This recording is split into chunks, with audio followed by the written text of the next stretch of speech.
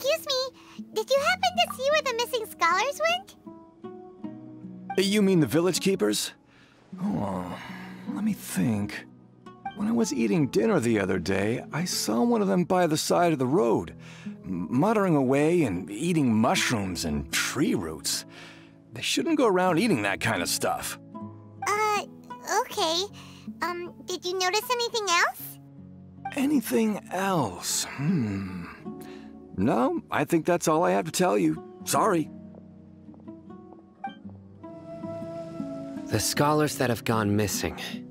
Have you seen them? Those eyes. Those fierce eyes. You look like a real fighter. Don't change the subject. Right. You were asking about the mad scholars. I think it's been a few days since I last saw them. I usually go to bed pretty early, so I'm not too familiar with what goes on at night. But honestly, I feel quite sympathetic towards them. Even though they act a little strange, they've helped me in the past.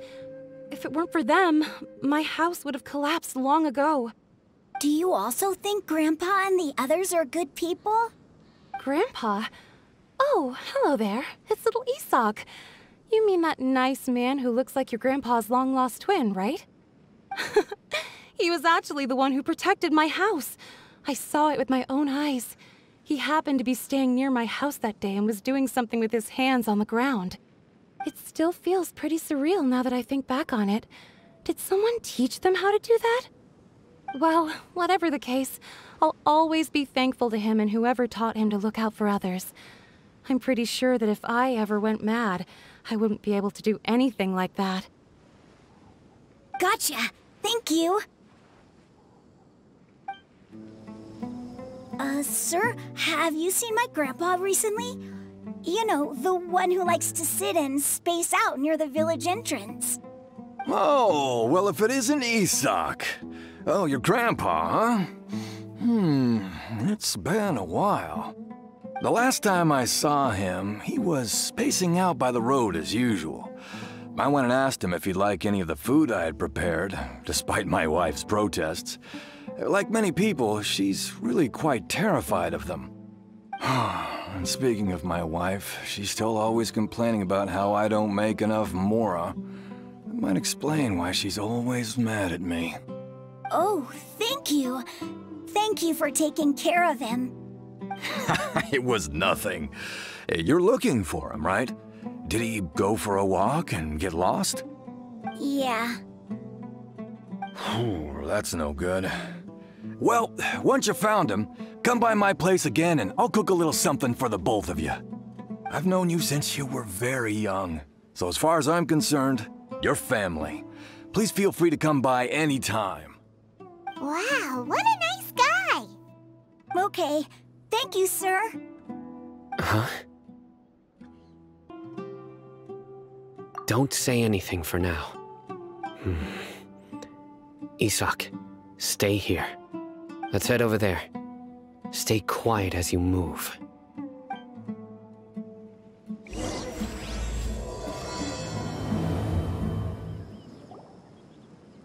Listen, see if you can make out what they're saying. Have you heard? The mighty Scarlet King, the sovereign of our faith, will soon return to this world. Yes, of course I have. The Scarlet King is the one and only true ruler of this land. I've never believed in any other gods. Still, you say he's coming back, but it sure doesn't feel like life's about to change around here anytime soon. What's your proof? Haven't you noticed? The village has been getting more deranged scholars than ever. Delavar was saying that many people also went insane just before the fall of the Scarlet King's civilization in ancient times. We don't quite know why, but it seems like there's some sort of connection between insanity and the Scarlet King. Isn't it a sign of the Scarlet King's power that all the mad scholars have disappeared? If you ask me, they must have been chosen as the final sacrifice for the Scarlet King's resurrection. Huh. Now that you say it, that does make some sense. Does this mean our lives are finally going to take a turn for the better? Exactly. Those city folks will get what's coming to them. Now, repeat everything you've just said from the very beginning. Huh? Who are you? Where did you come from? My patience is running thin. You heard what I asked.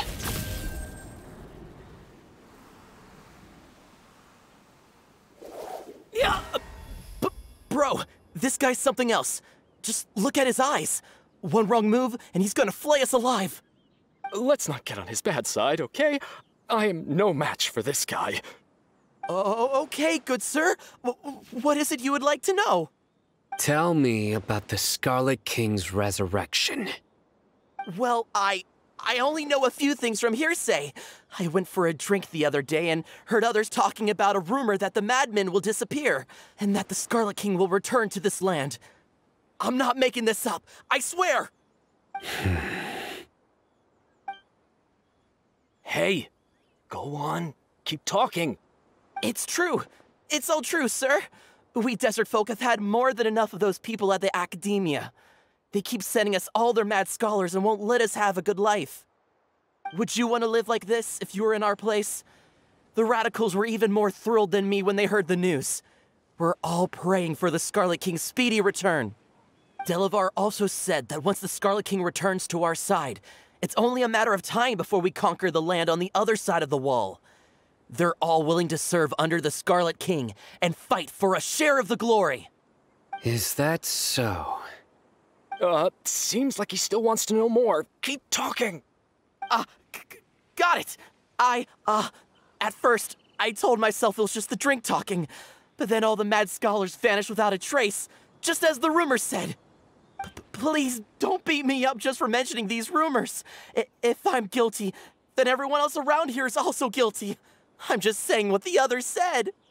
The people here really like the Scarlet King, but dislike the Dendro Archon. Where is this radical person you talked about? I haven't run into him over the past few days, so he probably hasn't been around the village. What about you, man? Have you seen him at all? No, not at all. We wouldn't dare lie to you. He's really not here right now. Sounds like you're not too close with the radicals. No, of course not. All we know are their names.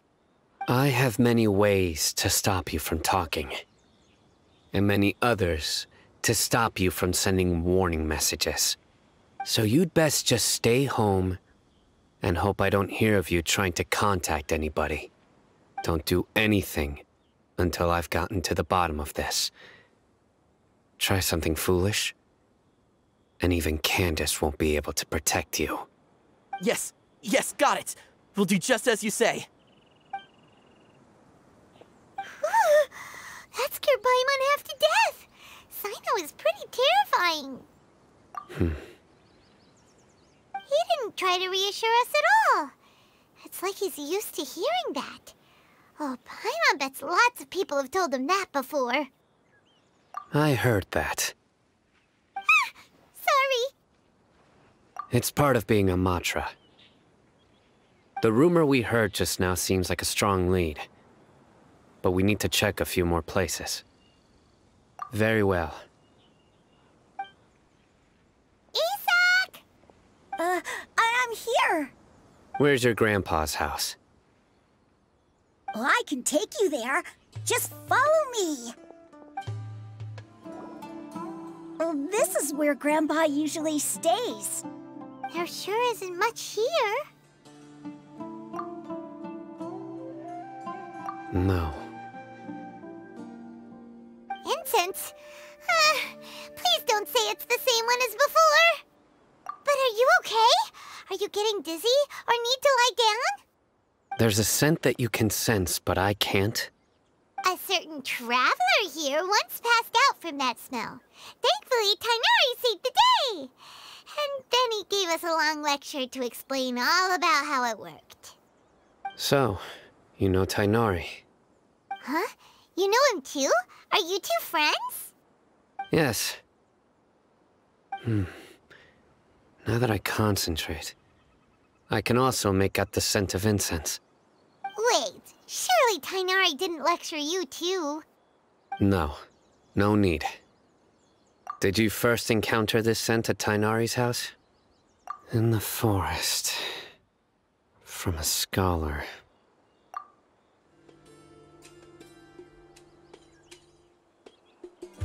What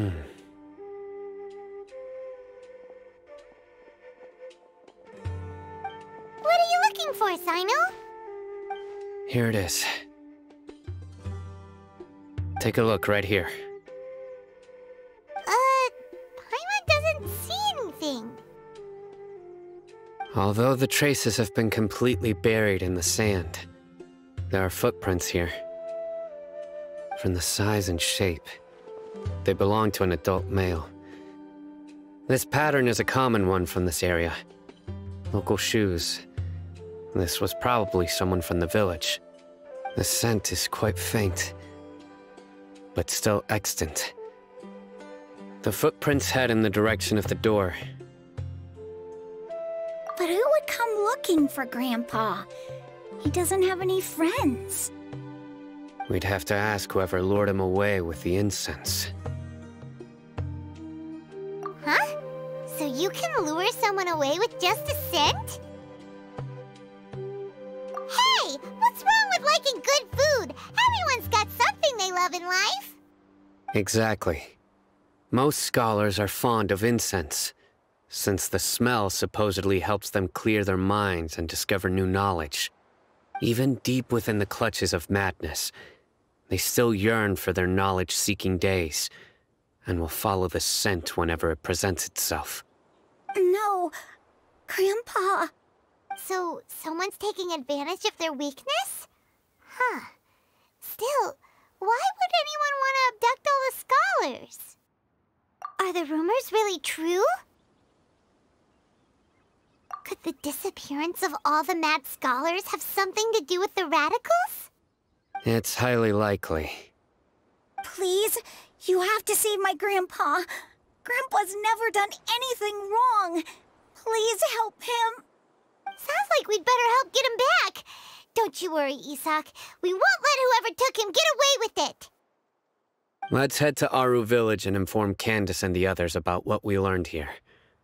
After that, we'll set off to find the scholars. Right. The darker fabric definitely looks a lot better. That'd be my choice, too. We're back, Candace! We've got a lot to tell you. Ah, welcome back. Sounds like everyone's friends already. Oh, Dia's here too! You bet. So, everything goes smoothly? Reasonably. Alhaitham didn't go with you? We haven't seen him at all. Huh. I saw him around the village entrance earlier and figured he was investigating with you. I guess he must have gone off on his own. Did you find out anything useful?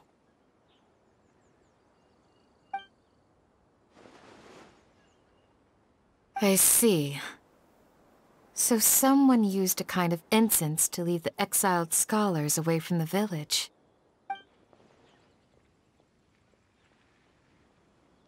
The resurrection of the Scarlet King?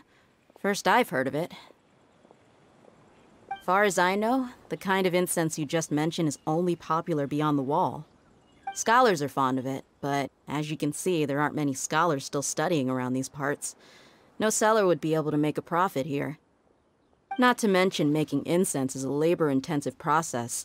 You won't see anybody in the desert with the patience to make or sell something that requires that kind of effort. It seems someone from beyond the wall must have been supporting this. Makes sense.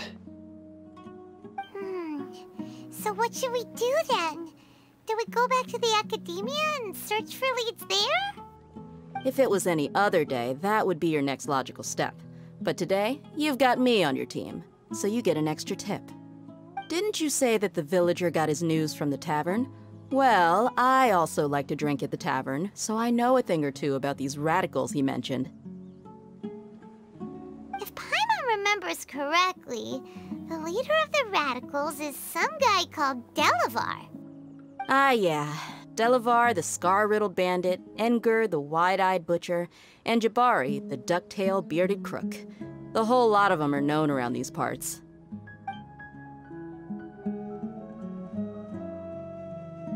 These guys have one thing in common, and that's being broke. The rougher life gets, the more they want to believe in the Scarlet King. Way they see it, the Scarlet King's resurrection is their only chance at overthrowing the Academia. Throwing all of Sumeru into chaos is the only way to change the way of life here in the desert.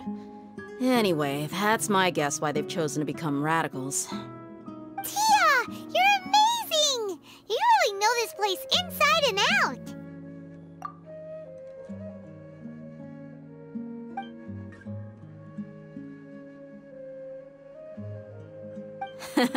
No merc can afford to slack off on gathering intelligence. Every mora I've spent in the tavern has been a valuable investment. Let's head out. Now hold on, you're staying right here, Cyno. Why? Aru Village is not a big place. Outsiders stand out here like a sore thumb. I'd bet word about you has already gotten out. The desert is unforgiving, so the way of life here is also a lot tougher than on the outside of the wall. You survive on making connections out here. Compared to you, mercs like me are just third-rate amateurs. I've got no actual fighting skills to speak of. But that also makes it a whole lot easier for me to gain the locals' trust.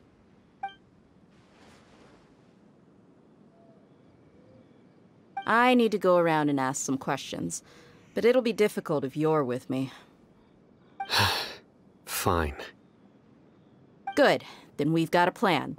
The Traveler and Paimon will go to Caravan Rebot with me, and we'll try our best to figure out where the mad scholars have been taken. Cyno, you'll have to stay in the village and continue investigating on your own. All right! Sounds like a plan!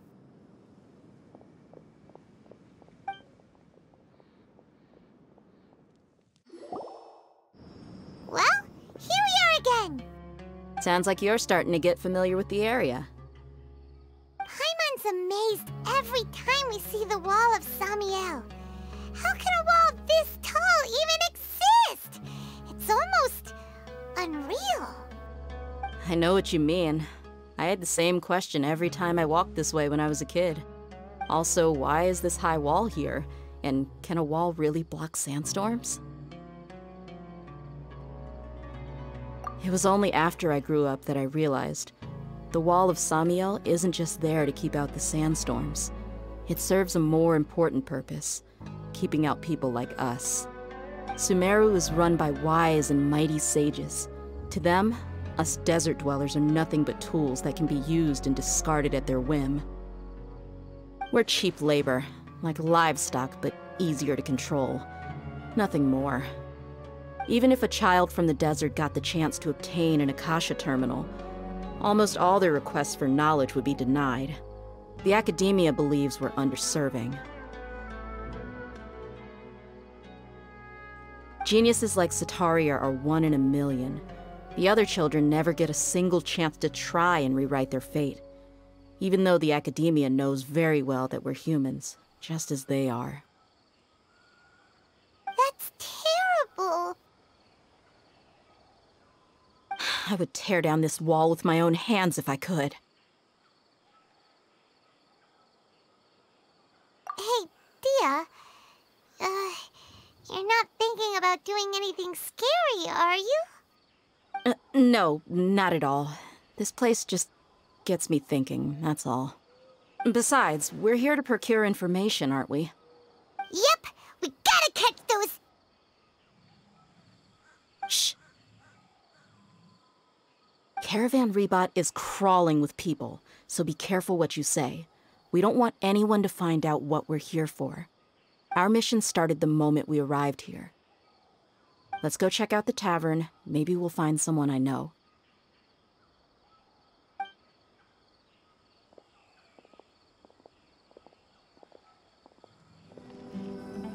Just our luck.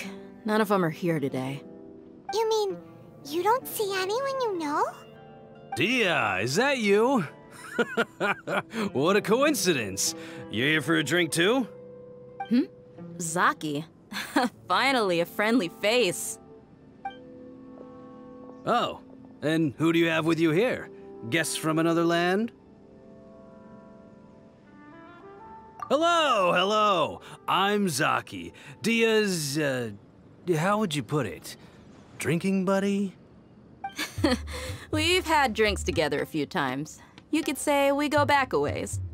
Anyway, as far as my friends here, they aren't too shabby, are they? You rarely see any Outlanders so friendly and respectful nowadays. Absolutely. Much better than those people on the other side of the wall. So, Dehya, are you looking for someone? Yeah. Have you seen Engur, Delavar, or Jabari recently? Of course I have. Matter of fact, we were all here drinking together just a few days ago. I've got a spice trading deal from another nation. I thought maybe Delavar and his friends might be interested. Know where I could find him? Ah, how thoughtful of you. Then I assume you also know that Delavar's been having a hard time making ends meet these days, so you came here to help him out? Hey, keep it down. Let's just say I prefer to keep this deal a secret. Y'all at Caravan Rebot are like family. If there's more to be made, why not do it together? Besides, Delavar and his friends have muscle. They'd be a good fit for escorting the goods. Yes, how considerate of you. Delavar's my friend too, so of course I can take you to him. Come with me.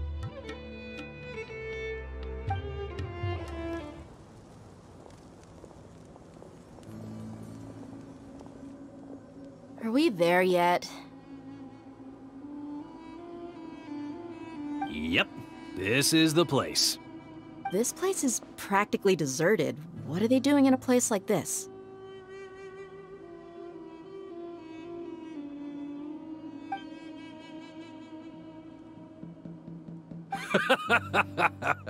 Why don't you take a guess? Go on, a wild stab in the dark. You're like lambs to the slaughter.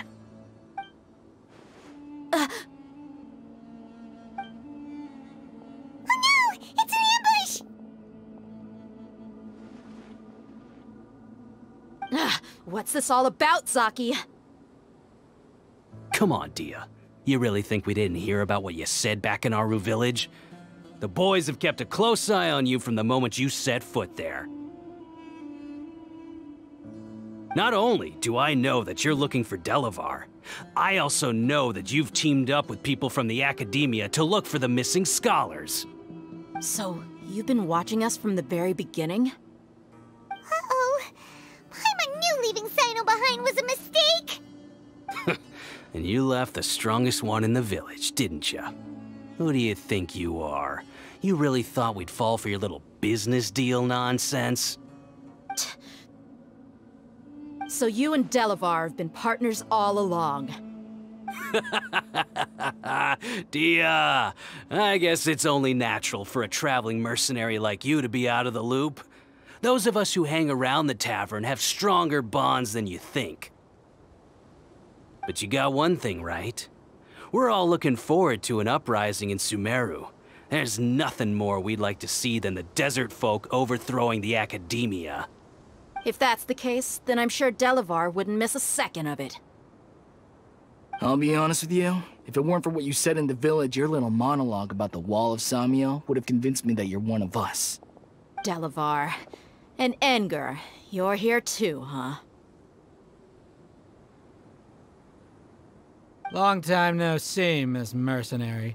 You should have known the traitors are what us followers of the Scarlet King despise the most.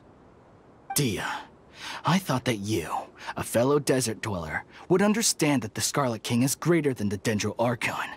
Little did I know, you don't deserve to join us. Yeah, gee, what a missed opportunity. Adopting radical views and kidnapping innocent scholars, all because of some baseless rumors. Anything else I'm missing out on? See? There you have it. Mercenaries are just a bunch of faithless scum with only one thing on their minds. Mora. Pathetic. You're all like a pack of street rats. You're not wrong. Mercenaries are driven by Mora, and my faith lies with whoever's paying me. As long as there's a profit to be made, anyone can become my friend. Enough talking! Get him!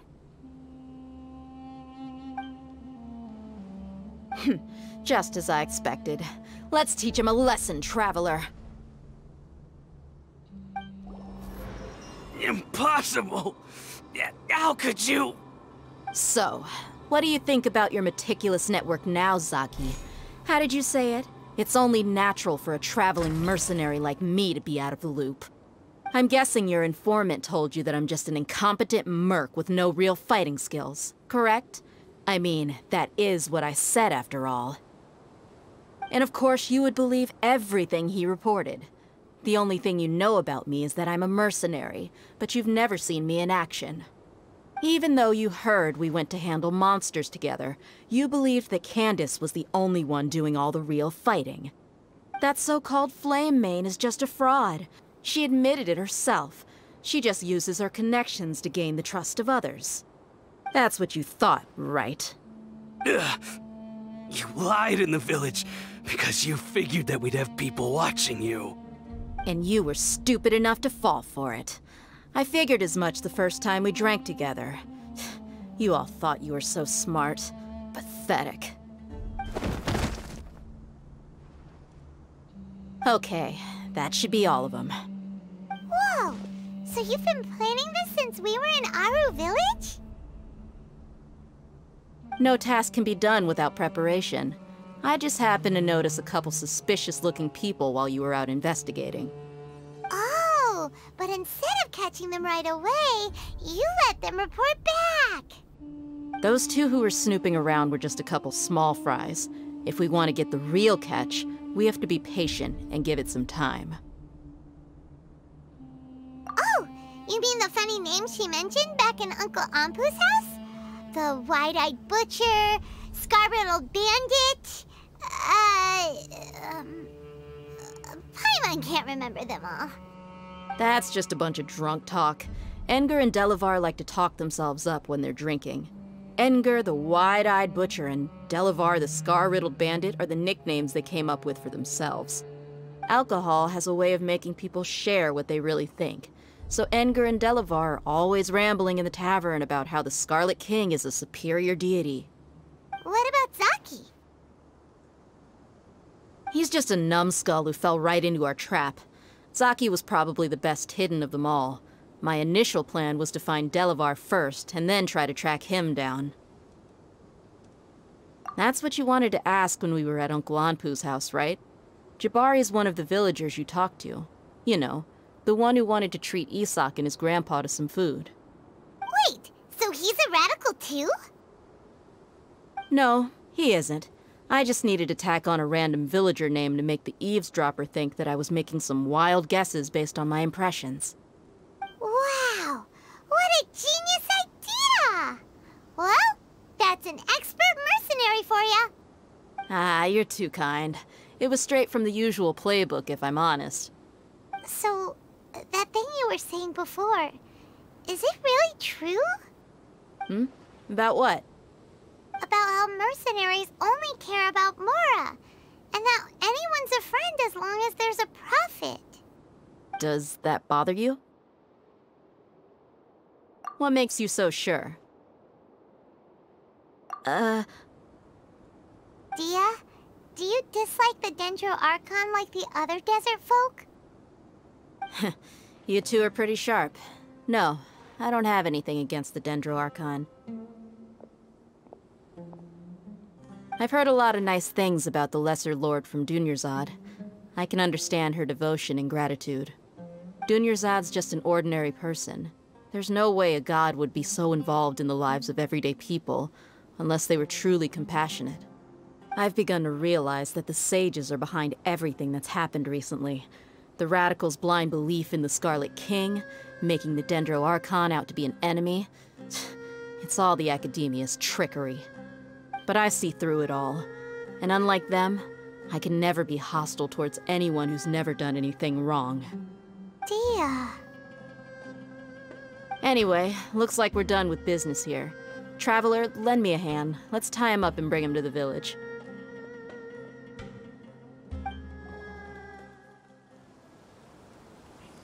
This should be all of them. I'll let you take it from here. All right. I'll be in touch. Until then, please stand by. Candace, do you need any help? Candace will be okay on her own. I trust her, so you can too. She's been guarding Aru Village for quite some time now. If anyone is qualified to question the offenders, it's her. While I'm questioning them, why don't you pass some time by exploring the area? I'll meet you back here tomorrow morning, Traveler. As for these idiots, let's just hope they live to see another day. Hey, Dehya! Right on time. We'll know any moment now. Paimon's been wondering. You seem to know Candace pretty well. Have you been friends for a long time? We've known each other for some time now. She's a pretty interesting person. Even though she's an extremely strong warrior, she never misuses her powers against others. Oh, Paimon knows what you mean. Like a lot of martial artists say, never take the fight outside the ring. Yep, I guess you can put it that way. It takes strong convictions to be as dedicated as she is, and shoulder that kind of responsibility. Us mercs, on the other hand, we pretty much live from one day to the next. Well, Paimon thinks you're great too. Really? Thanks for that.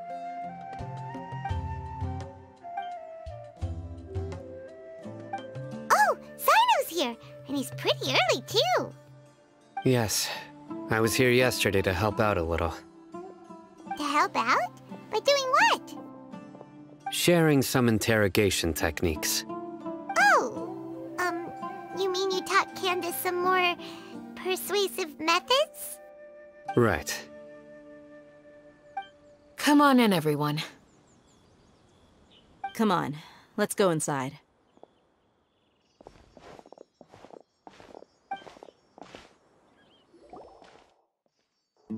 Candace, whoa, you look furious. Do I? Huh. What gave it away? Oh, there's no mask that can hide true bloodlust.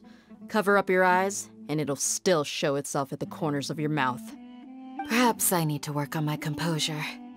Still, it's perfectly understandable why I'm angry. I'm sure everyone present would agree. Yes, ma'am. Please, don't beat us anymore. We're gonna die. Well, looks like Cyno taught her well. You fear death yourselves, yet you do not hesitate to place the lives of others at risk. The absurdity is mind-boggling. The ones you call mad scholars are known to us as the Village Keepers. They are vital members of our community, and some even count them as family. You come here, to my village, and you treat my people as nothing more than stepping stones towards your goal. Tell me, what would you do to you in my position? Mercy! Please, have mercy! You've made your bed. We may both be desert dwellers, but there is one thing that I understand better than you. The resurrection of the Scarlet King will only result in war. And war serves no one. The people of Aru Village care little about which god is in power.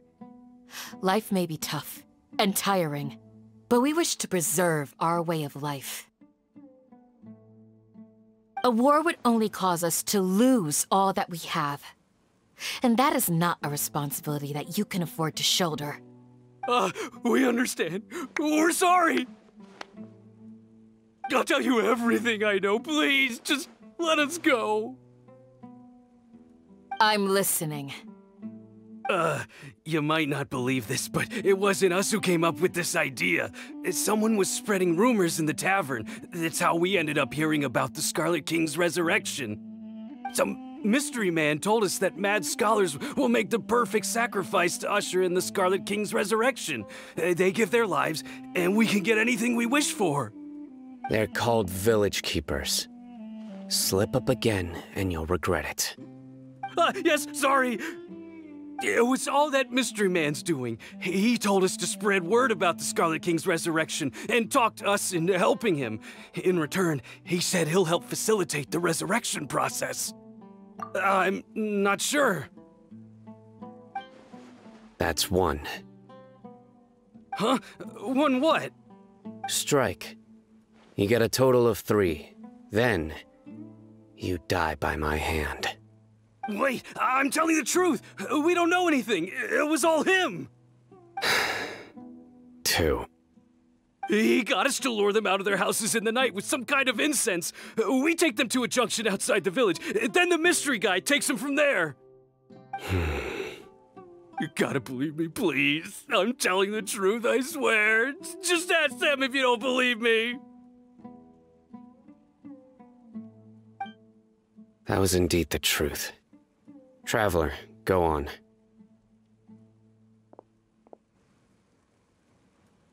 You have to believe me. If I knew that, I would have told you his name right away. I'm not risking another beating to keep his secrets. No way. That guy, he wears a cloak, and he's always careful to cover his face. He calls himself the Scarlet King's envoy.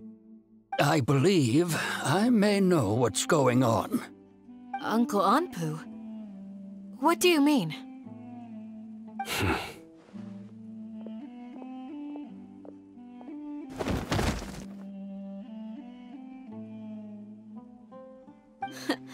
Smooth.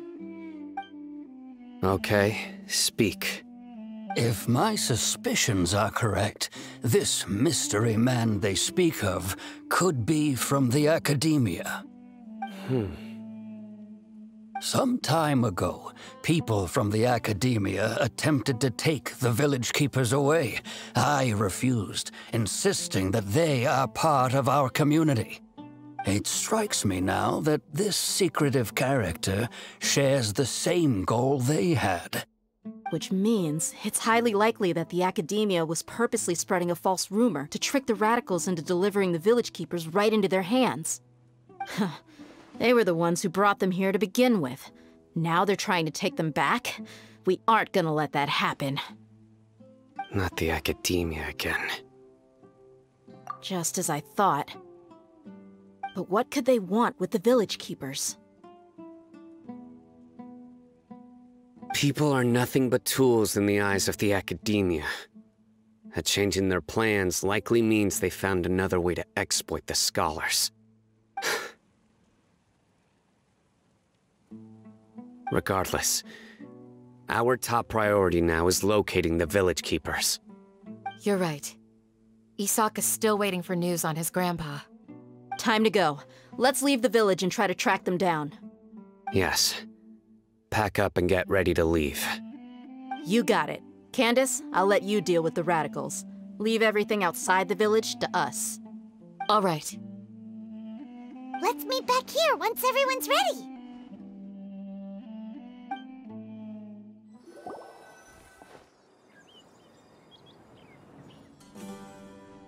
Let's get some food in us and then we'll... Whoa! Where did you come from? Well, as you can see, I am merely sitting here and reviewing what we have deduced thus far. You were gone for ages, and now you're suddenly sitting here musing to yourself? Where have you been anyway?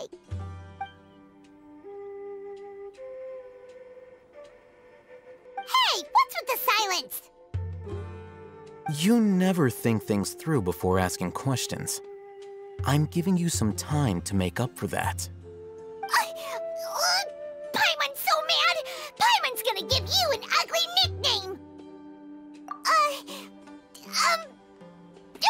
Never mind! Paimon's got nothing. There's just nothing super obvious to pick with this guy. It makes it so hard. Well, you've heard nothing to suggest I left this whole time. So clearly, I stayed in the village to investigate. Anyway, you plan to leave Aru village and keep searching for the truth of this matter, yes? Yep. We're not gonna find out anything more by staying here, so we thought that we might as well take the search elsewhere. Enough with the No.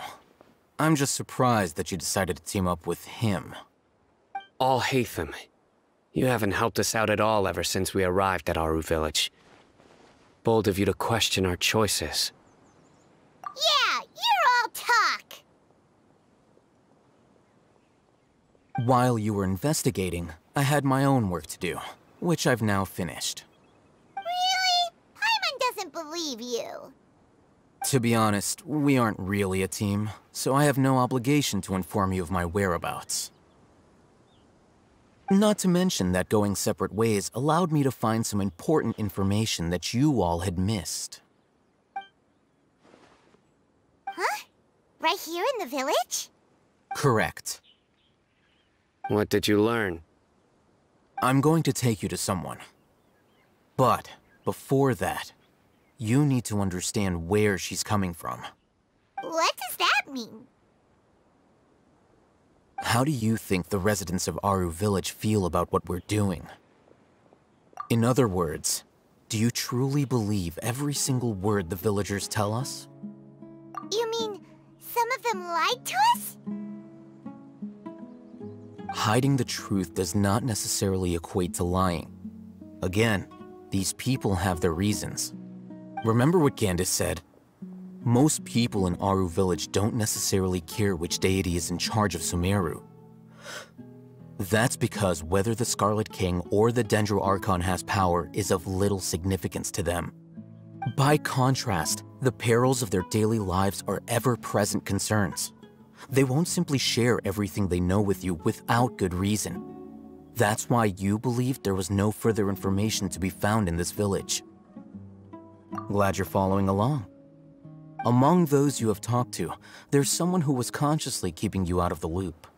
In fact, she's been observing your every move since you arrived. The reason being, to someone who only wants to live their life in peace, any external factors introduce unpredictability into the equation. Those eyes, those fierce eyes. You look like a real fighter. Don't change the subject. It's quite obvious that she's intimidated by Cyno's authority and strength. Right. You were asking about the the mad scholars. She corrected herself mid-sentence because she's aware that there are Scarlet King fanatics in the village. If she sounds too friendly towards the village keepers, she could easily make herself the radicals' next target. I think it's been a few days since I last saw them. I usually go to bed pretty early, so I'm not too familiar with what goes on at night. Remember? She made a point of denying her involvement in anything that occurs at night. But honestly, I feel quite sympathetic towards them. Even though they act a little strange, they've helped me in the past. If it weren't for them, my house would have collapsed long ago. After speaking to the village chief, it became clear that the village keepers had protected Aru Village at night.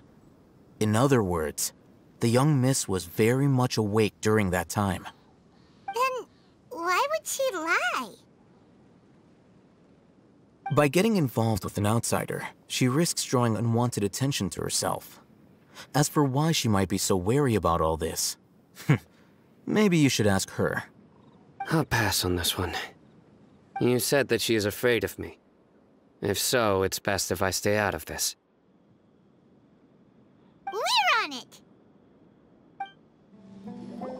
Miss Shawnee, as we discussed earlier, I've brought someone with me. Mr. Alhaitham, I'm aware of where you stand, but how can I make sure that your friends think the same as you? Huh? What do you mean? We need to clarify our stance or something? Go ahead and talk to her. You'll get the answers you want. Go on.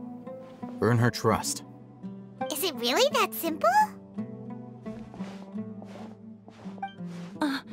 May I call you Traveler? Hi, Traveler. I want to ask you something. Do you think the resurrection of the Scarlet King can truly change Sumeru for the better? Why's that? That's very similar to what Miss Candace says. I know you two are friends. That's why I'm willing to talk to you, even though I do have some reservations. Before, I wouldn't even have the courage to ask something like this. Traveler, do you believe our lives will get better? Yeah! We came here from another nation, so it isn't wrong of you to be weary. And we aren't really residents of any one nation. But even so, we've met lots of people from different places, and we've always fought for what we believed in.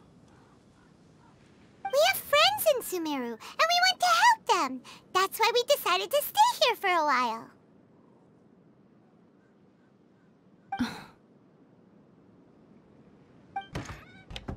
I want to trust you.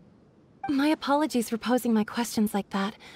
To be honest, I didn't expect you to come back for more information. Alhaitham told us you have your reasons. It's okay. We understand. The fact is that only one side of my family is desert folk. I don't really fit in anywhere in Sumeru. Some believe in the Dendro Archon, while others believe in the Scarlet King.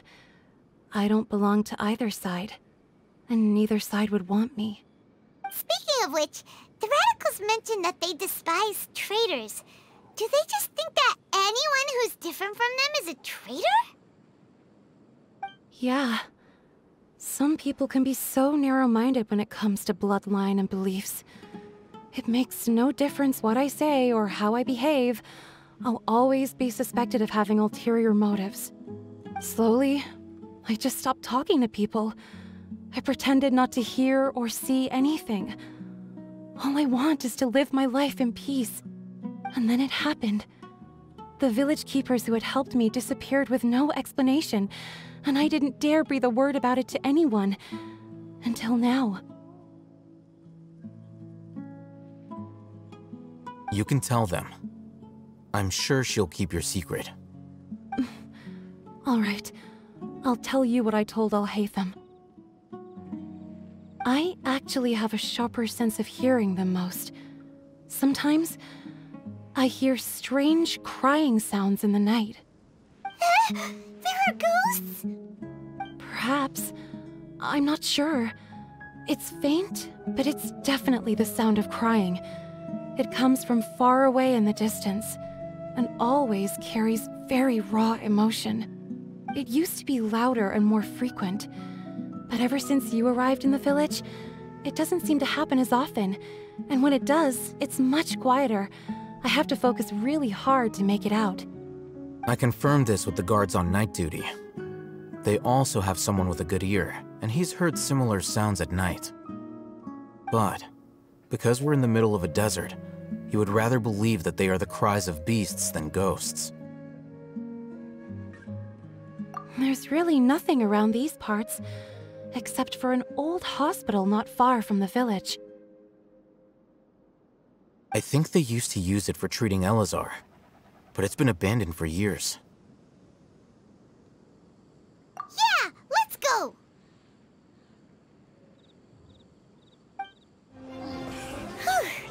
They were easier to deal with than Paimon had expected. Super strong bandits? Or monsters taller than buildings dropping out of the sky? Or, you know, something like that. He looks super serious. We gotta stay on our A game too. This is the one.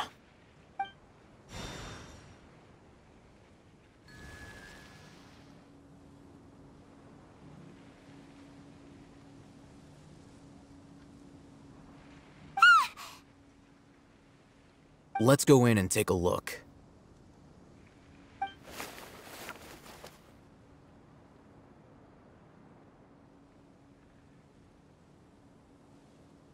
Hey, alhaitham, we haven't found squat. Are you sure we aren't wasting our time here? Patience. Shawnee says she only hears the crying at night. We have time to burn. Until then... I'm taking a break. And just like that, he sits down. Wait, he even brought a book to read? What are you reading? Let Paimon see! Okay, sure. Huh? The natural position, which is the positional propensity of an entity in natural motion in contrast with an object in forced motion? Huh? When free from external influences, every entity displays the tendency to follow its natural trajectory? So, you got that? Oh, Paimon gives up. You keep reading your book. See ya! How is he so relaxed? Look at him, reading an impossible book in a creepy place like this. Hey, what good is that gonna do for you? You're acting like one of those annoying grown-ups who go around nagging people to focus on their studies. Hey, what gives? Shouldn't you be the one providing for Paimon? Oh, right. Okay, then.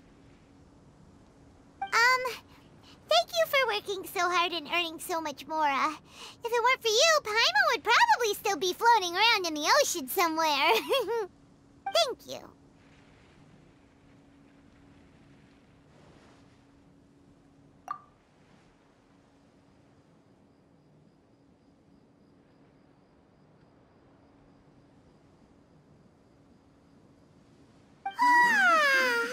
Paimon's getting so sleepy. Huh? What was that sound? There it is. It's coming from that direction. Is the sound coming from here? Huh. Paimon's not seeing anything.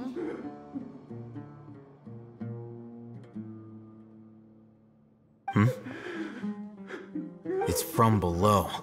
But there's no way we can get down there. Something is off about the interior here.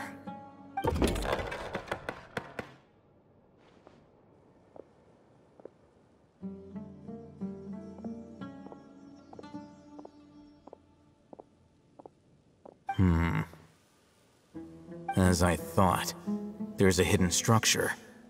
Wow. It's like they tucked another hospital into this one. Oh, it looks like there are other mechanisms around here. Let's keep exploring. Huh? Look, there's someone over there. Good idea.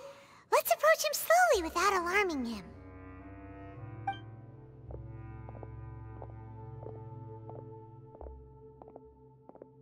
Wait.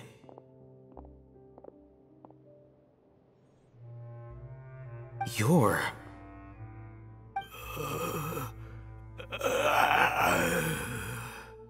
He can't speak, and his eyes are unfocused.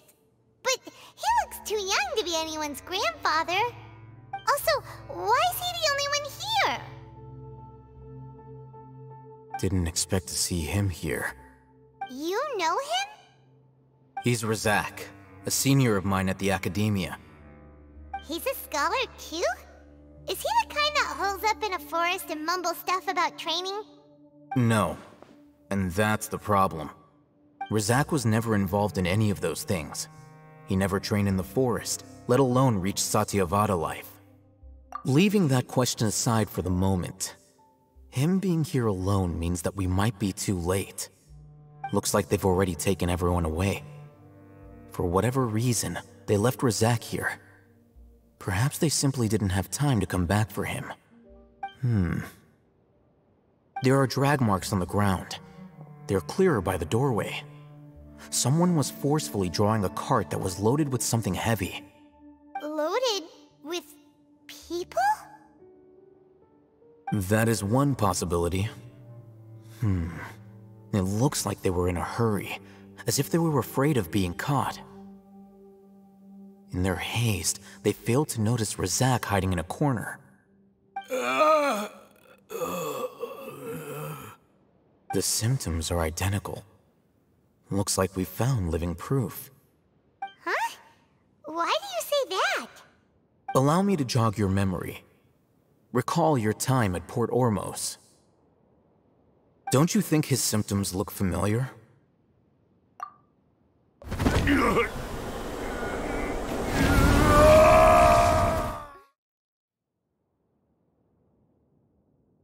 Oh, now that you mention it, they're acting the same way. Correct. The Academia is behind all of this. It isn't difficult to deduce their rationale. First, the Academia spread a false rumor of the Scarlet King's resurrection, emphasizing the role of the village keepers, the mad scholars who were exiled to Aru village. These rumors were all the persuasion that the radicals needed, and those based in Aru village leapt into action. Unbeknownst to them, of course, through rounding up the scholars, they were actually helping the Academia. As well as being able to exploit the radicals for their own ends, this scheme has one further advantage to the Academia. All the risks and responsibilities are offloaded onto the Scarlet King's followers. Life for the desert dwellers has been brutal ever since the Scarlet King's death all those years ago. Beneath the surface, feelings of desperation are widespread. Many would give everything they have for the prospect of something better. Anyone looking to exploit that for their own ends simply needs to make a few empty promises. Even if complications arise, people will see that those involved are all followers of the Scarlet King and look for no further explanation than differences of belief. A deep-seated mistrust of the desert and everyone in it by the rest of Sumeru will make sure of that. The notion of an Academia plot wouldn't even cross their minds. It may seem like a simple strategy, but it is able to work wonders under Sumeru's current circumstances. Oh, that makes a lot of sense.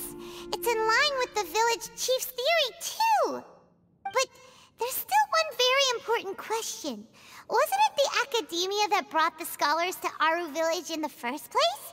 Why does it want them back now? Throughout this process, one thing has changed.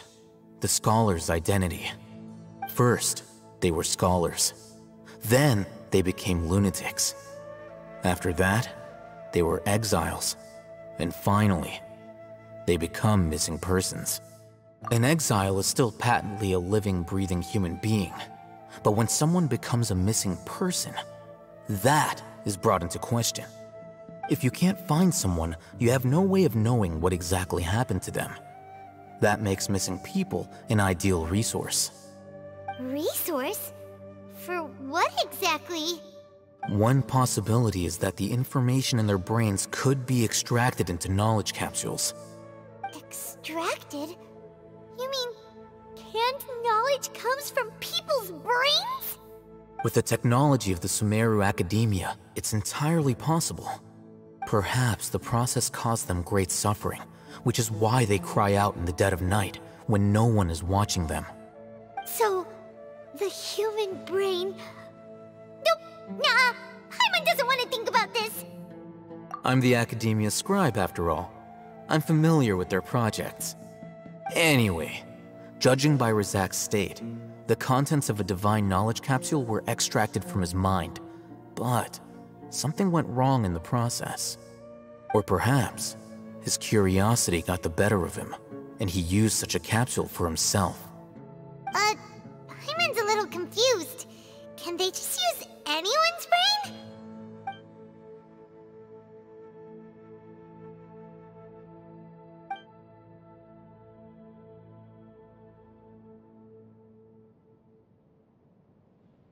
The look on your face tells me you've realized the answer. That's right. To some scholars, gaining knowledge about the gods is their entire life's pursuit. Extracting canned knowledge is just one of the extreme measures they turn to. However, I can't help but wonder, what do they seek to gain from divine knowledge? The Academia is going out of their way to look for forbidden knowledge, but what is their ultimate goal? I've spent quite some time trying to analyze the contents of the divine knowledge capsule, but to no avail. It seems like my way of thinking is too different from theirs. You mean you're not even slightly interested in getting your hands on this forbidden stuff? All scholars seek to expand the horizons of knowledge, but I'm not particularly interested in gods, so I don't share their degree of zealotry. Extracting information from people as if they were lifeless objects? If this is the direction of academic progress, then the academia may as well shut its doors. Sounds like you're really against all this. Of course. The academia's actions run contrary to their rules. Whether it be academics or knowledge, everything has its boundaries. If those lines are crossed, the rules and order that govern everything in the world will be destroyed. This matter needs to be corrected, just like fixing a typo in a book. Wait, didn't you step in to help because you felt sympathy for those poor people? Not to be callous, but no. My criteria are a little more restrictive than that. There is no shortage of suffering in Sumeru, and the same can be said for the rest of Teyvat as well. What do you plan to do about that? Save every last person? Probably not. Paimon's not sure. You can say that.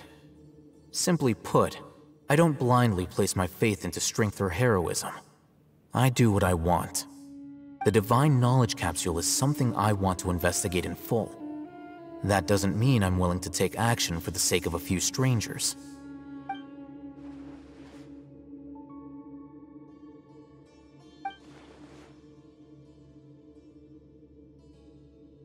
Paimon's been wanting to say this for a while. There are a lot of bad guys in the academia, but you're not one of them. You're their weirdo. You're probably right. Though I must say, I quite enjoy this feeling of being the odd one out. Uniqueness is also an asset, is it not? Wow, that's a great way to think about it. Paimon's really impressed. If only Miss Shani had a similar mindset, her life would definitely be a lot easier. I'm just a more likable person than her in general. There's nothing more to it than that. He won't last long if we leave him here. Let's take him with us. We'll work out our next step after we return to Aru Village. We're back! You must be tired. You should rest and take some water. What's the situation? Who's this? Unfortunately, somebody who's too young to take on the role of Isak's grandfather. Nevertheless, he's one of the people we're trying to find.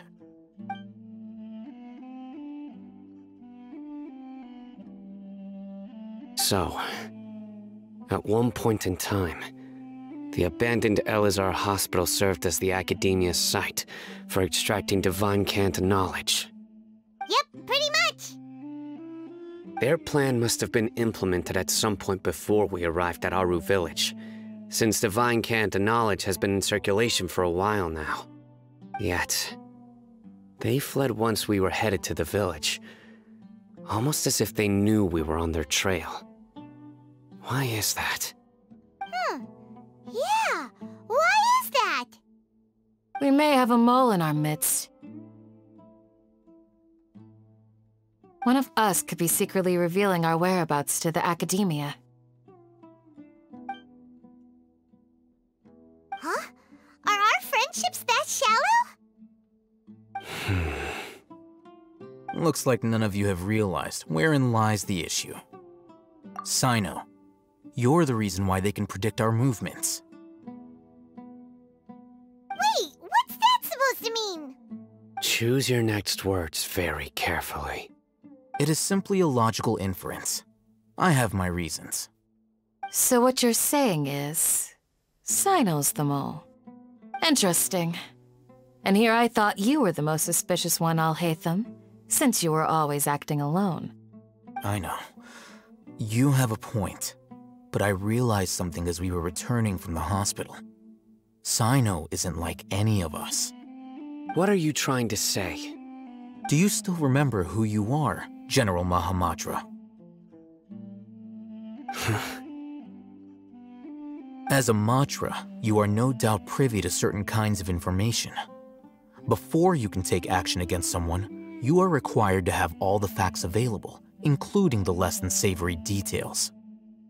Simply put, the academia has traditionally allowed you access to a wealth of sensitive information. Knowing their modus operandi, wouldn't you expect them to take precautions against you? If you want to raise a vicious wolf, you need to make sure that you can avoid its bite. The academia is monitoring me? It's not that simple. The academia has eyes all over Sumeru, but they have a special protocol for dealing with you. Every so often comes a Nyagarbaha Day. On this day, the academia enters new information into the Akasha through knowledge capsules. I remember seeing the thick notebook next to the control panel once. Its contents were all about the General Mahamatra, his activities throughout the day, preferred methods of enacting judgment, everything. You're saying that the academia entered my information into the Akasha too? But what's the point in doing that? My actions aren't important enough to be added into the Akasha. The Akasha is capable of computation. The Akasha's algorithms are entirely capable of predicting your movements using the data entered. When you would depart, the route you would follow, your destination. It knew all of this. It predicted my every move. The academia has been watching you longer than you think.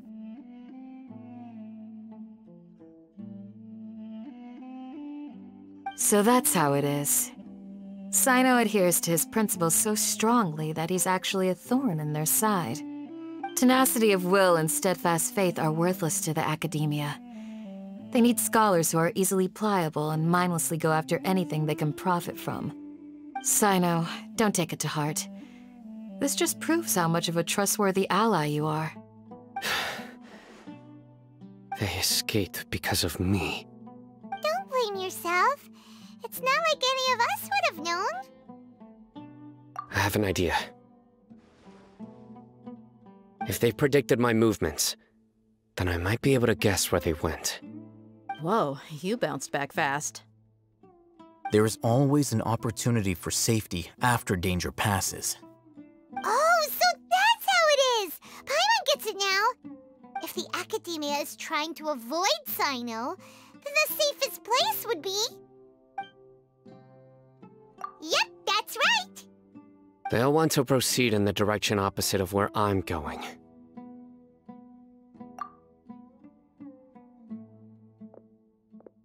I must go.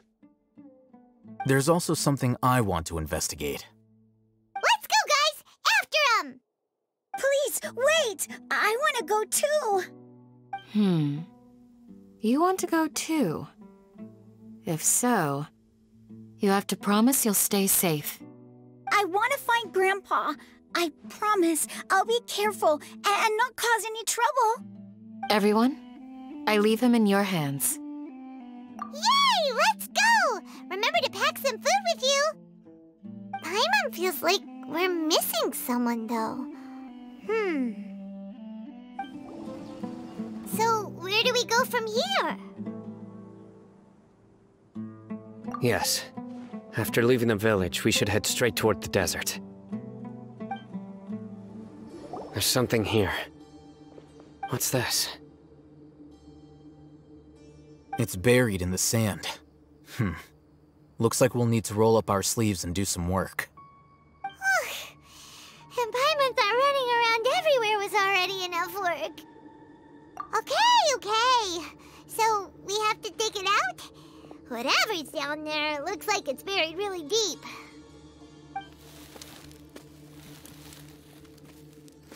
These are likely fragments of an academia-developed device, something akin to a headset. Looks like there were more than one village keeper.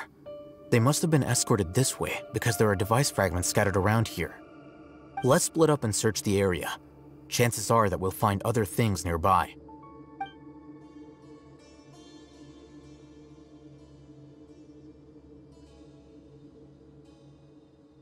Is this what we're searching for? It looks kind of scary. This is definitely a device used to extract divine knowledge. How did it end up buried in the sand? That can't have been part of the plan. They must have been attacked along the way. Wait, what?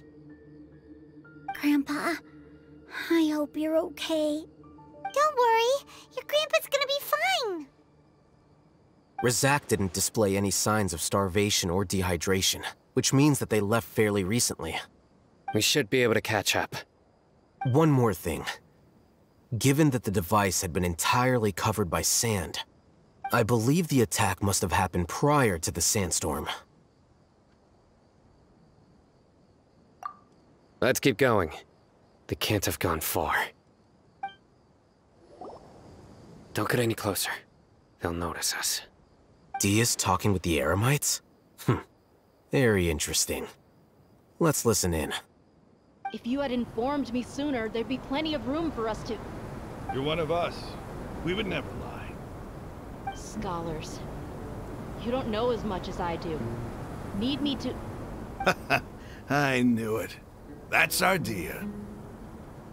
Dehya? Why would you... Dehya!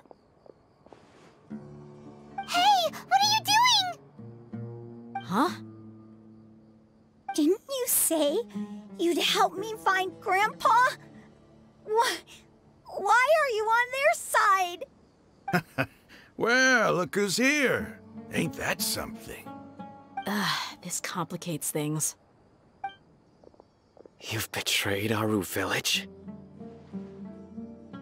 So, this is the great General Mahamatra. Dehya, you'd be better off as my assistant than hanging around with this motley crew. Seen for yourself, I have the means and methods, and my ideals are far more admirable than theirs. I'm not the type that's easily swayed, Rahman. You of all people should know that. Wait, what's going on, Dehya? Whose side are you on here? Shut it, Paimon. It doesn't matter. Whichever side you pick, nothing could deter us from the grand mission of resurrecting the Scarlet King. Once our Lord of Old returns to this land, we will have a new beginning. Face the facts, Rahman. It's not gonna happen. You should understand that more than anyone. Have all your years as a merc taught you nothing about placing hopes in a ruler? I'm a desert dweller and a proud follower of the Scarlet King. Whether I live by the edge of the sword or in peaceful comfort, my soul will always carry this conviction. It's not too late yet. The village mad scholars aren't gonna bring the Scarlet King back to life. You don't understand, my dear lady. Pursuing our faith is our purpose in life. Even if the chance of success is 1 in a million, we must be willing to give everything we have. Even if it'll expose you to the academia? Even if they end up disbanding the Eremites? Your Eremites, which you've worked so hard for all these years? Yes. We've waited a long time for this day to come. The sun and the moon no longer shine here. All you see now is cracks in this desiccated land. But fate has finally dealt me a hand to play against the Academia. With these scholars in our custody, we'll stomp the Academia's forces and fight our way beyond the wall of Samiel. Ridiculous. Think about it. The Academia controls the entirety of Sumeru. Your powers are negligible in comparison. If you still don't believe me, then try asking these 2 men. They're also against the Academia, but neither of them are as arrogant as you are. They look more like pawns of the Academia to me. Why would I listen to anything the people of Greater Lord Rukkhadevata have to say? Filthy traitors. Your god abandoned all honor and betrayed the Scarlet King. We desert dwellers will never trust the likes of you. It's impossible to communicate with someone so hostile. Perhaps we should. Do you really believe that by kidnapping the scholars, you'll be able to negotiate with the Academia? These people have no value as bargaining chips, but I could be persuaded to take their place as your next hostage. These scholars were exiled from the academia. I, on the other hand, am their current scribe, and will be a much greater asset to you. Wait, you can't be serious. So, you want to trade places with the hostages, do you? Precisely. Any wise person would gladly accept my offer. What are you thinking? What if they decide to kill you instead? Well, that would be bad luck for me. However, I'd get the chance to observe the scholars, perhaps even find out the truth. Think you can talk me over with that confident look of yours? I'm not trying to persuade you. I'm using this as a means of joining forces against the academia. You are the scribe. What do you have against the academia? Not all desert dwellers believe in the Scarlet King, and the same applies to the academia. Why must all knowledge seekers approve of the academia's way of doing things? You academia scum. Every last one of you is nothing but a hypocrite, just like everyone else on the other side of that wall. I've made myself clear enough. I won't listen to another word from the Dendro Archon's people. Not so fast. Alhaitham, do you stand by everything you just said? I never make empty promises. You know you're making a dangerous decision, right? I do. Good. Rahman, hear me out. These people are my friends. Maybe you can't take the followers of the Dendro Archon at their word, but what about me? Do you trust me? We've known each other for years. Of course I do. In that case, I'm willing to vouch for their honesty with my right arm. Come on, Rahman, don't be a coward. If you're serious about taking on the academia, you need to steel yourself. You can't be afraid. An arm from the Flame Mane. You've piqued my interest. But what if you refuse to oblige? What should I do then? No one's a fool here, Dehya. We're mercs. And mercs don't tend to live long unless they have their wits about them. You're not wrong, but this is different. I promised my friends that we'd bring back the village keepers together. Let's do it right here, then. Give me your right arm as proof of your resolve. Don't listen to him! He's not even trying to negotiate! He just wants to make things more difficult! That's fine. Are you crazy? We came here to save lives. One arm for that many people is still a pretty good deal, if you ask me. Rahman, I'm holding up my end of the deal here. You'd better not let me down. Sure. Go ahead and cut off her right arm.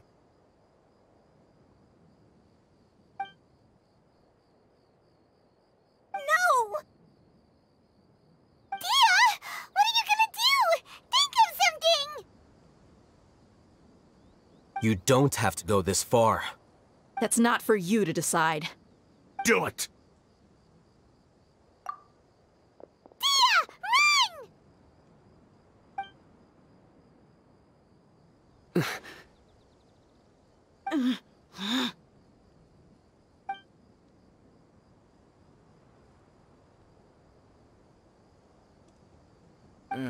Stop!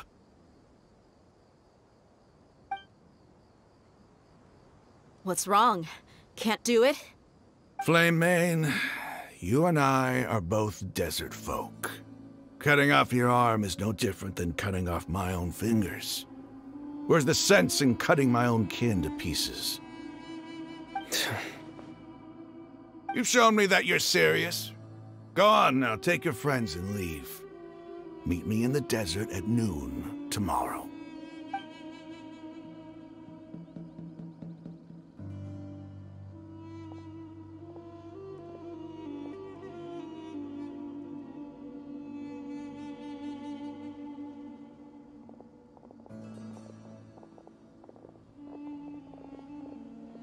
Phew. I was really counting on him not going through with it. Dehya!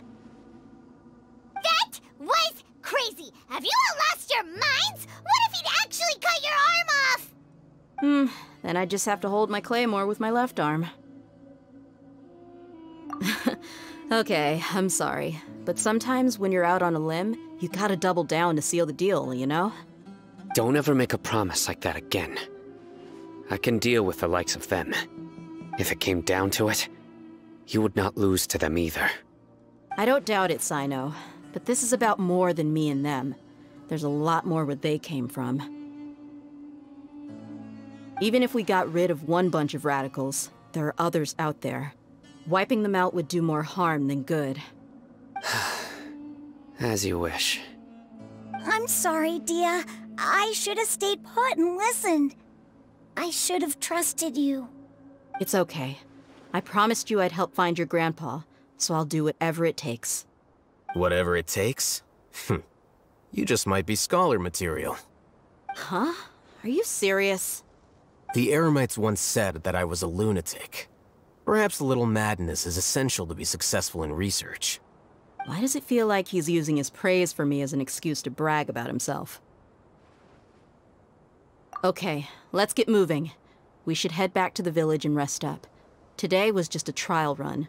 Noon tomorrow is gonna be the hard part.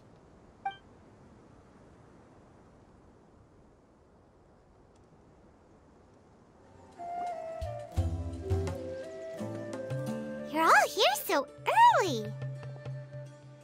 Looks like we have everyone here. Isak, are you sure you want to come with us? I'll watch from a safe distance. Dehya, I want to be there to bring Grandpa home. Okay, let's go then. Dehya, wait. What's the matter? I heard that you were quite reckless yesterday. No more of that today, understood? Or I'll be very upset with you. Fine.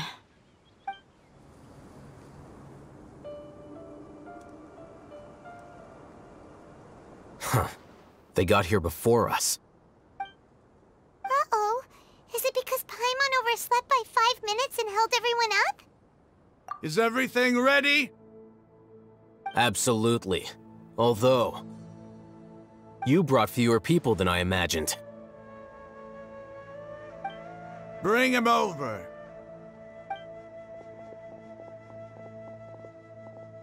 Grandpa! Why is there only one of them? Rahman, I've always thought of you as a man of his word. What's this about? It's a one-for-one exchange. Sounds fair, don't you think? And let me put it this way. Agreeing to any kind of deal with the Dendro Archon's people is already a huge compromise on my part. Don't you think you've asked enough?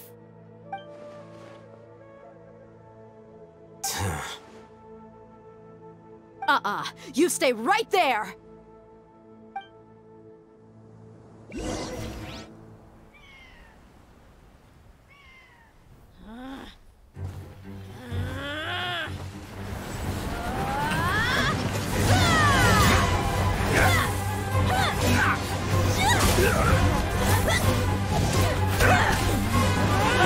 Playmate! What do you think you're doing? Grandpa! Don't you see this blade here? You coward! Why are your hands shaking? Wait a second! It's a earthquake! Grandpa!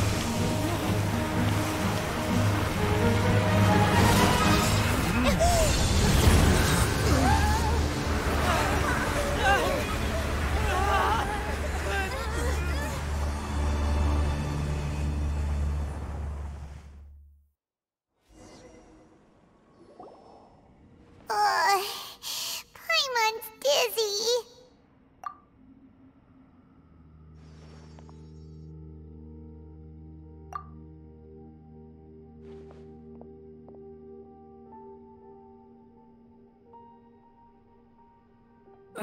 This day's going just great.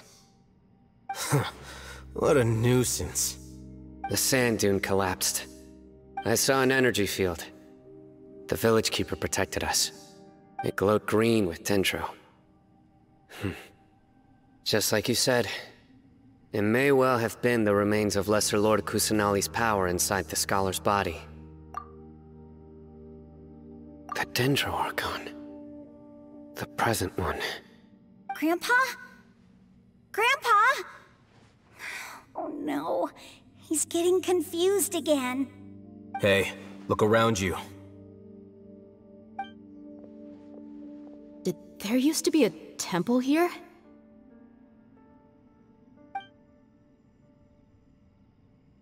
It seems that when the sand dune collapsed, it exposed these underground structures. The symbols on the gate belong to the Scarlet King's civilization. This structure must be ancient. Over time, the sandstorms completely buried it and left it in the state we see now. It could have been an underground palace in the distant past. Oh, a miracle. Praise the Scarlet King! What's he doing here? And his men too? They must have fallen down here with us. Pretty lucky if you ask me. Most of them seem in really bad shape. Except for him. He got off lightly. Mind your head. No, this isn't the time for conflict. Our exalted lord has shown us the way to his sacred palace. He's not actually gonna go in there, is he? As it happens, I want to take a look inside too. What are you doing? Don't you think it's curious? 1 minute, Lesser Lord Kusanali's power protects us from harm, and the next, remnants of the Scarlet King's civilization appear. 2 major deities are vying to showcase their power to us. It would be a shame not to witness them both. Paimon thought you weren't interested in gods. Indeed. In my view, gods are just a higher form of living being, or creature, you could say. New discoveries are always worth investigating. Whether they have anything to do with gods is neither here nor there. Rahman, what are you gonna do about your men? I'll just let them lay here. The Scarlet King will take care of his people. Right now, I'm going inside.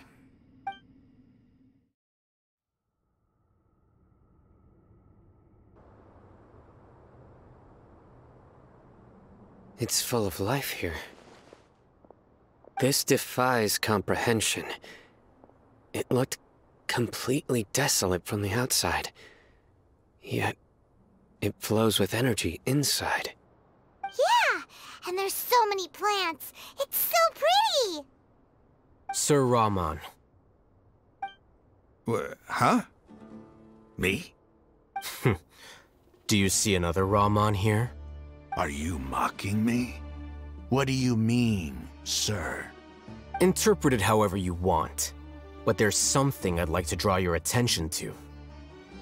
While this structure is clearly left over from the Scarlet King's civilization, the energy that flows in here is that of the Dendro Archon.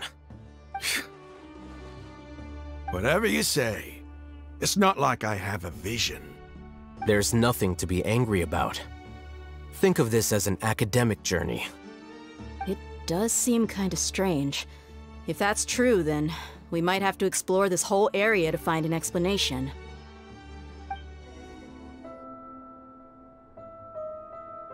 Wait. What's that?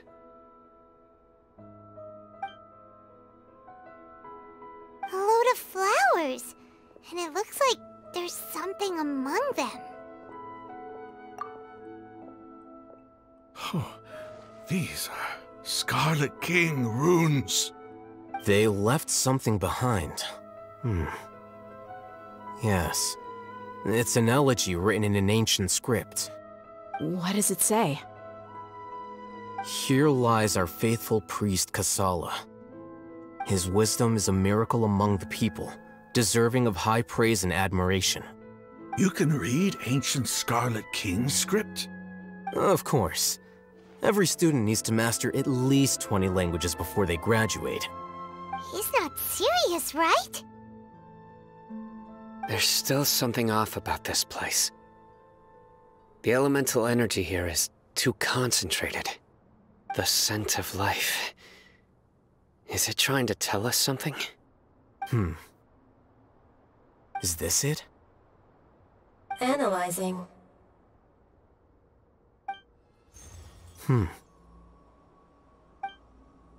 There seems to be a hidden message among these skeletal remains. Excellent. There's a device from the Scarlet King's civilization in this gravesite. I'll transmit the information over and project it for everyone to see. Isn't sharing knowledge against the Academia's rules? Yes. However, under the circumstances, I'd prefer you to see this for yourself. You'll understand after watching it.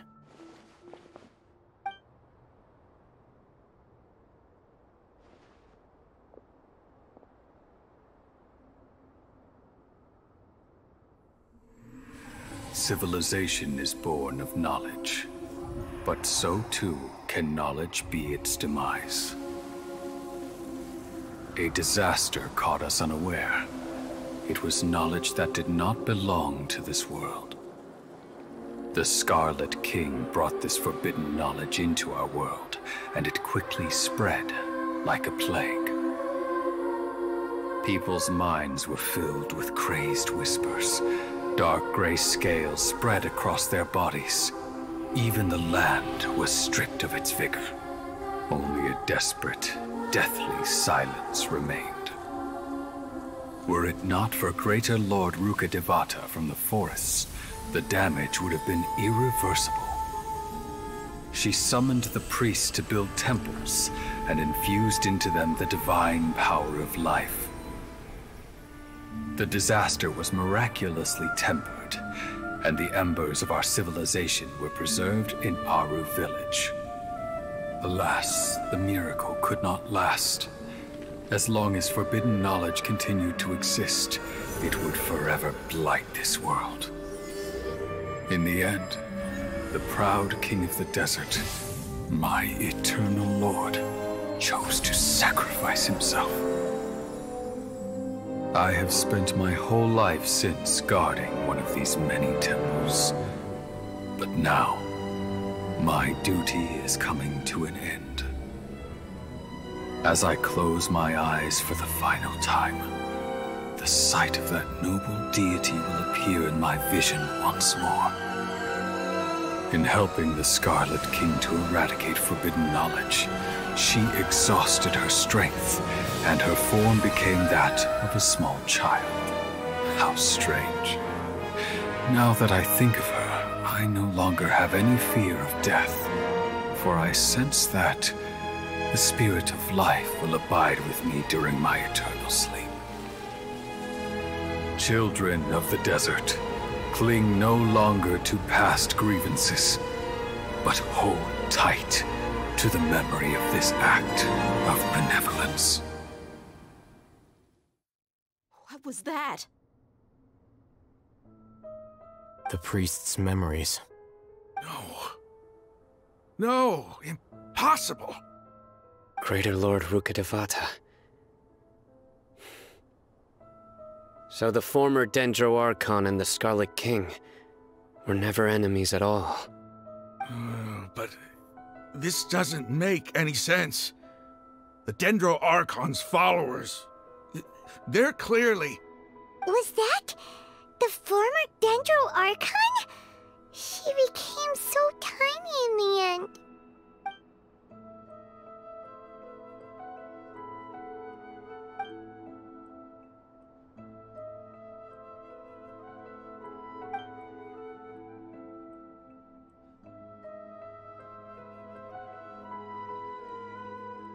You might be distrustful of the Akasha, but there's no reason for you to doubt the Scarlet King's technology. You've just witnessed his priest's last words. I've never heard about any of this before. The surviving followers of the Scarlet King all gathered in Aru village. Our god did not make mistakes. We refused to believe any of the rumors. The Scarlet King's death, the all but total annihilation of our civilization. It was all Greater Lord Rukkhadevata's doing. we saw her as nothing more than a traitor, who stabbed us in the back in our moment of crisis. Just like us humans. Fighting, feuding, double-crossing each other to survive in the desert. You were blinded by your prejudice.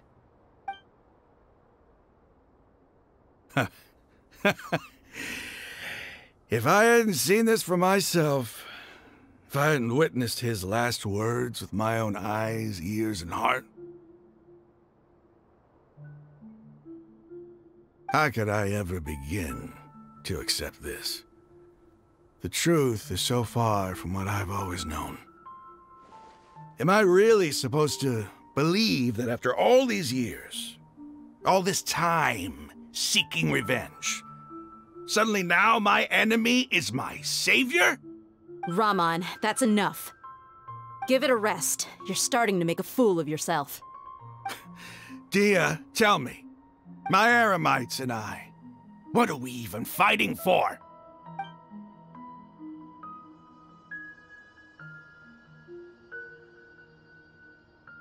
Hey, how you doing? I'll live. Thanks.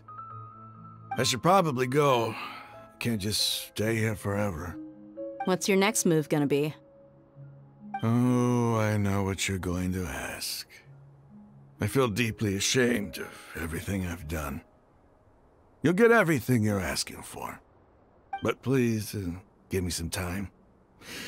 After everything that's happened here today, somehow I need to explain it to the others. It's not gonna be easy. Well, I guess that's for me to deal with. Dehya, this is where our camp's located. Make a note of it. When would be a good time for us to go? Tomorrow. I'll convince everyone that we're all on the same side. And I'll return every last one of your your village keepers. We'll share our other resources with you, too.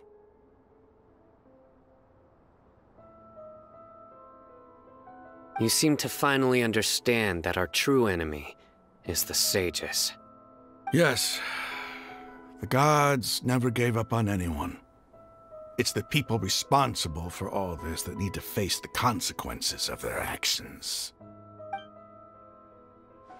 That must have been rough, but he seems to have figured things out now. Rahman's no fool. Being the leader of your own faction in the desert is no easy feat. It's too bad he was held back by his belief in the Scarlet King. But now that that's changed, I guess we have a few more people on our side. The outcome, at least, is favorable. We should get going too. Let's head back, have a proper meal, and a nice, long sleep. We'll need all our energy tomorrow.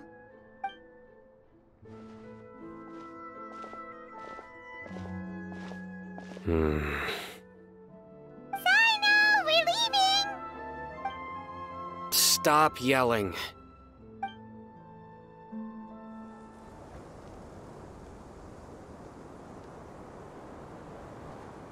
Rahman, we're here. Everything's been arranged. Someone will bring the village keepers back to Aru village shortly. I guess all I can say now is, thanks for agreeing to help. Don't mention it. I think we can both agree you went to hell and back for it. But we share a common cause now. From here on out, we're allies. Where are the perpetrators? I'll bring you to them. Follow me.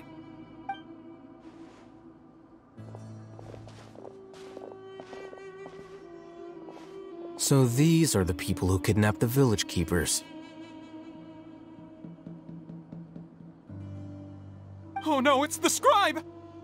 There's no need to yell. No one can help you now. We've been all over the desert trying to find you! That's right.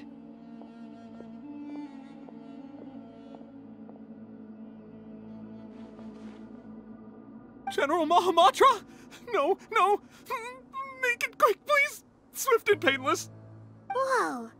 The moment they set eyes on Cyno, they turn pale like they've seen a ghost! You should have known that I would be coming for you. Wait, we were just following orders! You know what I'm talking about, right? There's no way we could have done all this by ourselves! No, not Cyno! He's gonna tear us limb from limb! I could do worse. Please have mercy! Start talking.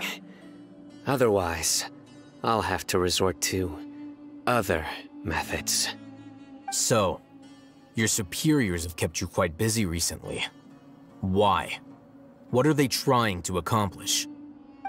They wanted to extract canned knowledge.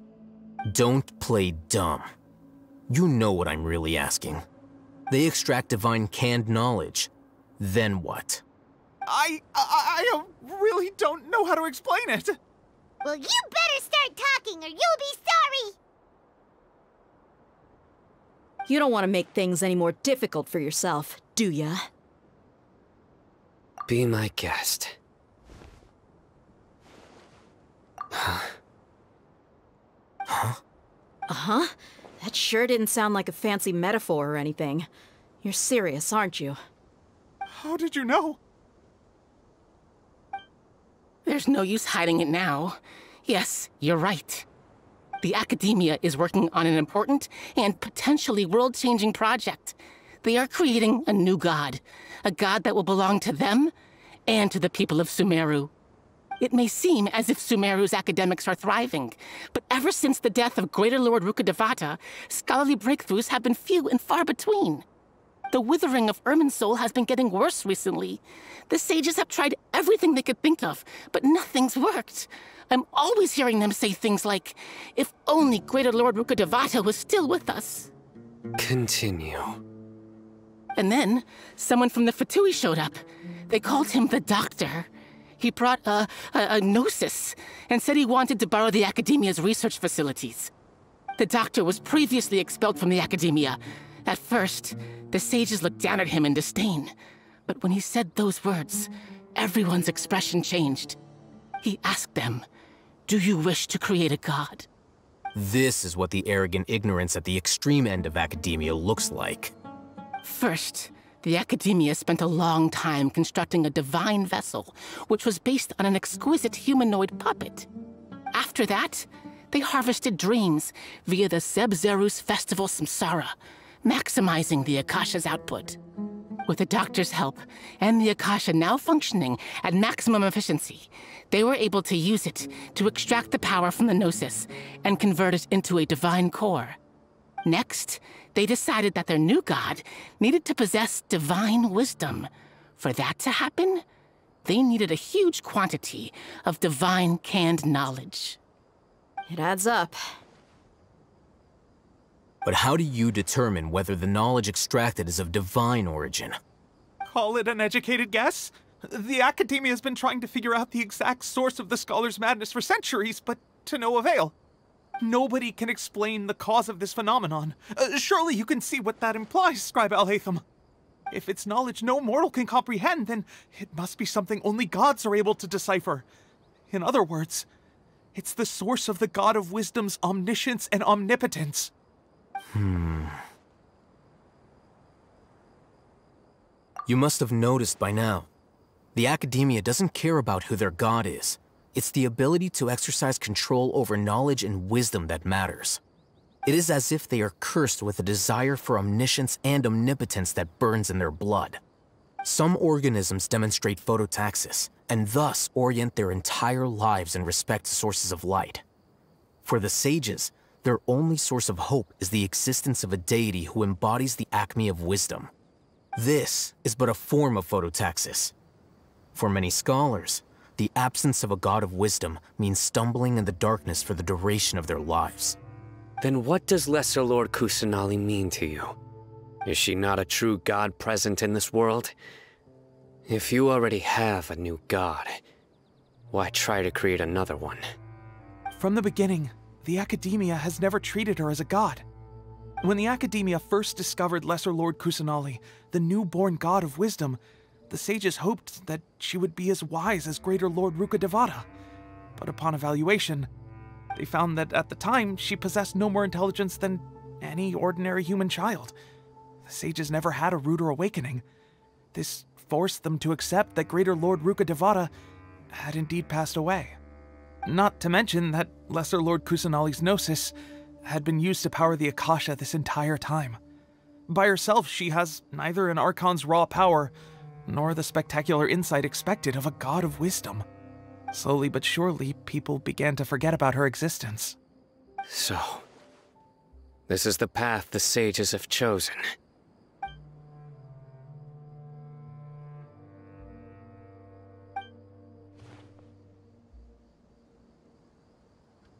All right, let's try to keep our cool. If everyone's in a bad mood, then let's change up our scenery. Rahman, give me a few men to help us escort the village keepers back to the village. And these two scholars, they're coming too.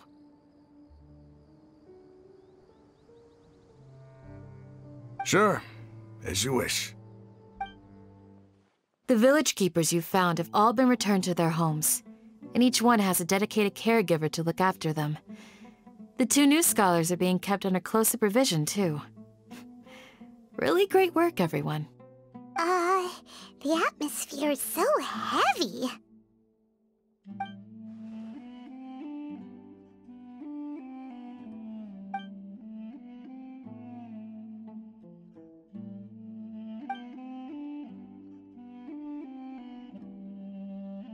Hey! Say something! Stop spacing out!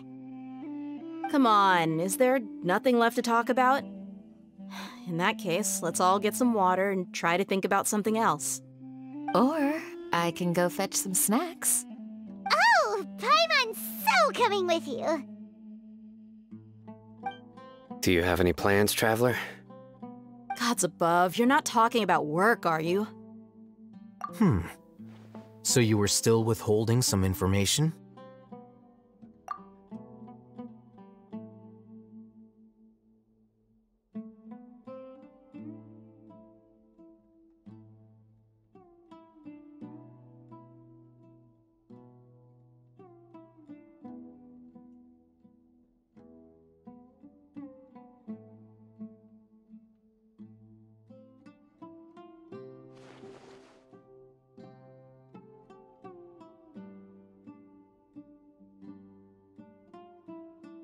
Even though we lived through all of this firsthand, it still feels super surreal to hear you talk about it again.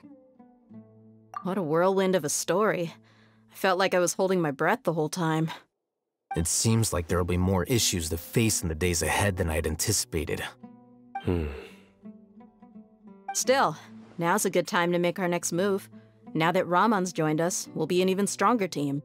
It's time to make a plan.